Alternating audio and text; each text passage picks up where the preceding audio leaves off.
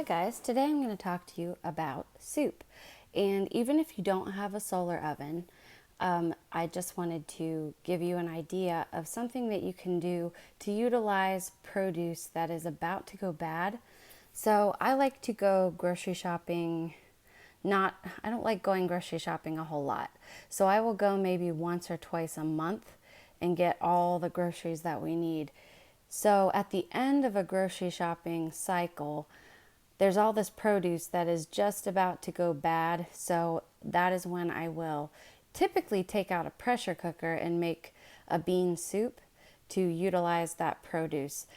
But today I'm going to show you how I did this in the solar oven. And I like pressure cookers because they save on energy and they can cook a lot of food in a shorter amount of time using less energy, but obviously we know from the solar oven that that energy is completely free. So this is my first time making a soup in a solar oven. These are the ingredients that I used this time, but they always change depending on what produce I have on hand, what meat I want to add, and whatever. So this is just how I did it today. This is just to give you an idea, not to give you an exact recipe.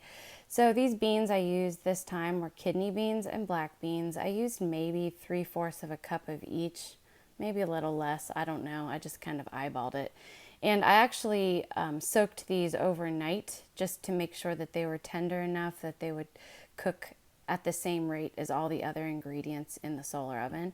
I added 2 stalks of celery, and you can see these onions are just about to go bad, so I threw them in. This bag of carrots was starting to get a little old, so I thought I'd throw that in. This is a zucchini from my mother-in-law's garden, and a kielbasa sausage, some long grain brown rice, and then this little container here is bone broth. So this is an idea that you can do whenever my husband and I go out to eat, or if like I happen to make a steak or some meat that still has bone in. I will save the bones and then I will stick the bones in my pressure cooker with water and let them cook down for about 90 minutes to 3 hours, just letting that cook on with the pressure cooker. And then I put it in these, they're actually takeout containers. We have a Mexican restaurant in town, and if I get chicken soup, I will take half of it to go in this container, and I make bone broth, and then I will freeze it, and that way, I don't have to buy chicken stock at the store. And bone broth is really good for like your joints and your collagen production and things like that. So anyways, that's just a little thing that I do. So those are my ingredients. So I thawed out my bone broth and added it to the beans in my solar oven pot. And I just took a screenshot of what the weather looked like. Obviously I did this on Wednesday. So it wasn't a huge amount of sun. You can see that there was some rain slated for that day, and so it wasn't the brightest of days, but as long as you can get the heat up to boiling, that's really all you need in order to make soup, which obviously you need it to get to 212, and it was definitely bright enough to get it to 212, which you will see in a second. So then I used the same container after I emptied it into the beans.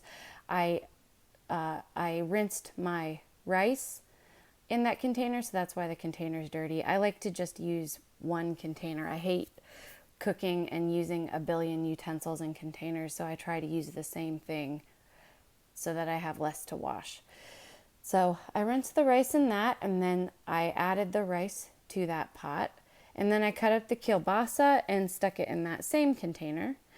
And I had half a packet of bacon bits that was just kind of sitting around, and it just ends up being, the soup just ends up being a catch-all for stuff that I haven't completely used throughout my grocery shopping cycle.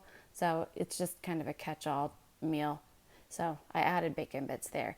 So if you watched my meatloaf video, you know that I kind of created a method where you can fake a saute in your solar oven, but in order to save time, I went ahead and sauteed all my vegetables on the stove. I find that sauteing the vegetables brings out the flavor more than just cutting up vegetables and sticking it straight in the solar oven. Plus, red onions tend to still be a little crunchy, and my husband doesn't like crunchy onions, so I sauteed my onions, I added minced garlic, cut up my zucchini and the celery. I also added garlic powder, dried onions, paprika, and chives, I believe, just for the spices. You can add whatever it is that you like. Sometimes I'll even add mustard. You know, if you have a container of mustard that you're trying to use up, that's good to throw in, you know, whatever you want to add. Then I stuck it all in the solar oven and let it cook. While that was cooking, my bread machine, I like to eat homemade toasted bread with soup. So I thought it would be a good idea to go ahead and get the dough started in my bread machine. So I let the bread machine make the dough while the soup was cooking outside in the solar oven. And during that time, while that was happening, I went to my mother-in-law's house because she has chickens and she always has fresh eggs. And so I went over to her house to get some. And in doing that, she gave me some fresh produce from her garden. One of the things was this lovely, beautiful tomato. So I got home and chopped it up really quickly and added it to my soup. And there you can see I've added it. And I let it cook. I let the soup cook for about another half hour. So in total, the soup was cooking for maybe 2 to 2.5 hours. And here's just a little video. You can see the water is boiling. And this is after I added the tomatoes and put the lid on, and the water was still boiling. So it was nice and hot even though I had taken the lid off. You can see that the heat is 225, so that's plenty hot enough to get this soup nicely simmering. And then if you've watched my bread making videos, this is a different recipe of bread. This one actually has like pepitas and sunflower seeds and poppy seeds. It has a bunch of seeds in it. So maybe one day I'll talk about that recipe. But anyways, if you are familiar with my method for cooking bread, I have a clear bread pan, but I sandwich it in between 2 cast iron skillets. And I put that in my solar oven. And you can kind of tell in the reflection here, you can see all those clouds.